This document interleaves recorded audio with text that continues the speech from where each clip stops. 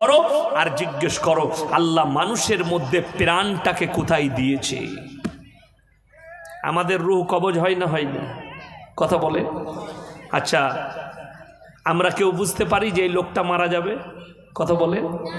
জানি না। এই আঙ্গুলের মারা যায়, যাই না? যাই না। পায়ের আঙ্গুলে ক্যান্সার, মানুষ মারা গেছে। ব্রেনে টিউমার, মানুষ মারা যায়। পড়ে গিয়ে মারা যায়, ভাত খেতে গিয়ে মারা যায়, শুয়ে গিয়ে মারা যায়, ডুবে মারা যায়, পড়ে গিয়ে মারা যায়, পুড়ে মারা যায়, যাই না? যাই না? লরির অ্যাক্সিডেন্টে মারা যায়, প্লেন বাস্ট হয়ে মারা যায়। আমরা কি বলি? আল্লাহ মেরে দিলে কেউ বলে? কথা বলে। আমরা কি বলি? আমার বাপ ক্যান্সার হয়েছিল, মারা গেছে। আমার বাপ টিউমার হয়েছিল, মারা গেছে। আমার আব্বার সুগার হয়েছিল, মারা গেছে। আমার আব্বার কিডনি ফেল হয়ে মারা গেছে। আমার আব্বা পড়ে গিয়ে মারা গেছে। আমার আব্বা এই অসুবিধা হয়েছিল তাই মারা গেছে। আমার আব্বার আঙ্গুলে ক্যান্সার, মারা গেছে। আমার আল্লাহ বললেন যে আমি রোগ দিই আর ওটাই আমার মৃত্যুর জন্য প্রয়োজন।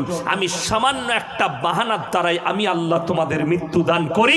পৃথিবীর বিজ্ঞানকে বলো, পৃথিবীর টেকনোলজিকে বলো, আমি মানুষের মধ্যে রূহটাকে কোথায় রেখেছি এটা বার করে দেখিয়ে দিতে। আমার নবী বিশ্ব নবী আল্লাহকে বললেন ইয়াসআলুনাকা আনির রূহ। আমার আল্লাহ উত্তর দিলেন কুলির রূহ মিন আমরি। নবীজি বলছেন ওগো আল্লাহ রূহটা কি? আমার আল্লাহ উত্তর দিলেন হে নবী বলে দাও রূহ হচ্ছে আমার আল্লাহর হুকুম। কোরআনে অপর জায়গায় আছে ওয়ান্নাজিয়াতি গারকাম ওয়ান্নাশিতাতি নাশতা। আমি আল্লাহ কসম খাচ্ছি ওই সমস্ত ফেরেশতার যারা দ্রুত গতিতে তোমাদের কাছে পৌঁছায় আর তোমাদের শরীরে ডুম মারে। গারকা মানে হচ্ছে ডুম মারা। পানিতে ছেলেরা ডুব মারে না ঝাঁপ দিয়ে? এই গর্গ শব্দের অর্থ হচ্ছে ডুব মারা। আমার ফেরেশতারা হুকুম দিলে তোমাদের কাছে পৌঁছাই দ্রুত গতিতে এবং তোমাদের শরীরে ডুব মেরে তোমাদের আত্মাকে হরণ করে নিয়ে আসে। কোরআনে অপর জায়গায় আছে ওয়ালাউলা ইজা বালাগাতিল হুলকুম।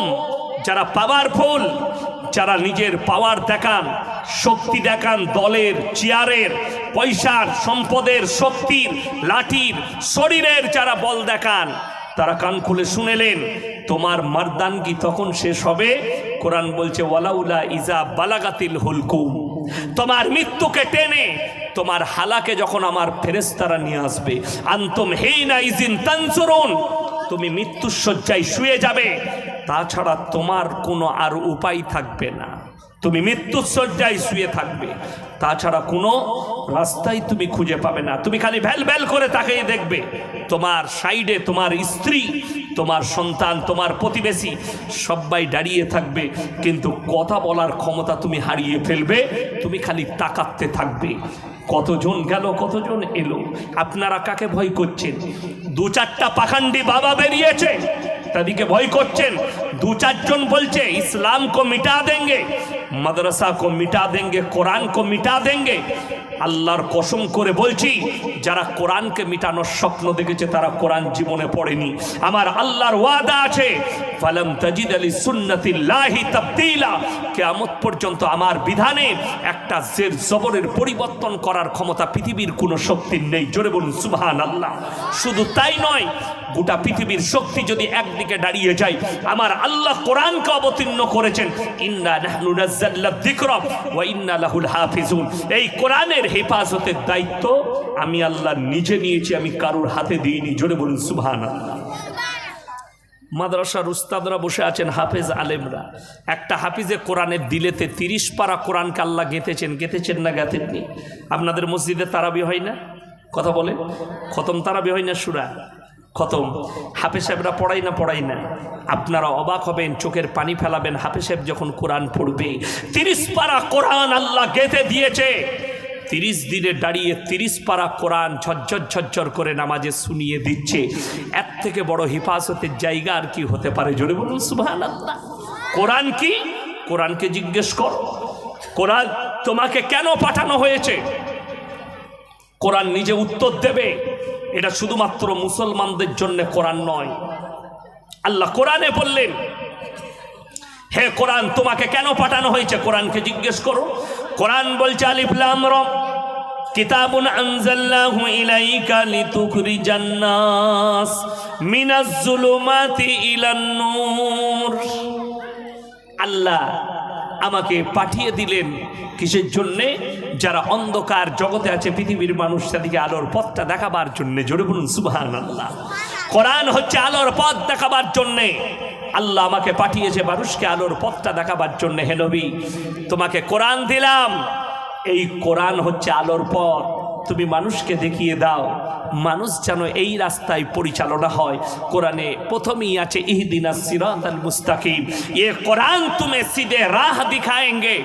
সোজা পথটা দেখাবে একমাত্র কোরআন। আল্লাহর কসম করে বলছি, কোরআন ছাড়া সোজা পথ পৃথিবীতে আর কোথাও নেই। বাকি যত পথে যাবেন একটু না একটু ক্রাচ আছে। আল্লাহর কসম, আল্লাহর পথে রসুল সাল্লাল্লাহু আলাইহি সাল্লামকে আল্লাহ যে পথটা দেখিয়েছেন, ইহদিনাস সিরাতাল মুস্তাকিমের পথ, এর মধ্যে কিঞ্চিত বরাবর কোনো রকমের ব্যাকাটেরা নেই। এর ওপরে স্ট্যান্ড হন, আল্লাহর কসম পরকালটা আপনার শান্তিময় হবে। প্রত্যেকটা ভাইকে অনুরোধ করছি, সবাই নিয়ত করেন আজ থেকে সবাই আল্লাহর প্রিয় হবেন। জোরে বলুন ইনশাআল্লাহ। আপনি নিজেকে মুমিন বলে দাবি করছেন, দাবি করবেন না ততক্ষণ পর্যন্ত শর্তগুলো পূরণ না করলে। আপনি বলছেন আপনি হিদায়েতের ওপরে আছেন, আপনি আগে দেখবেন আপনি হিদায়েতের ওপরে এসছেন কিনা।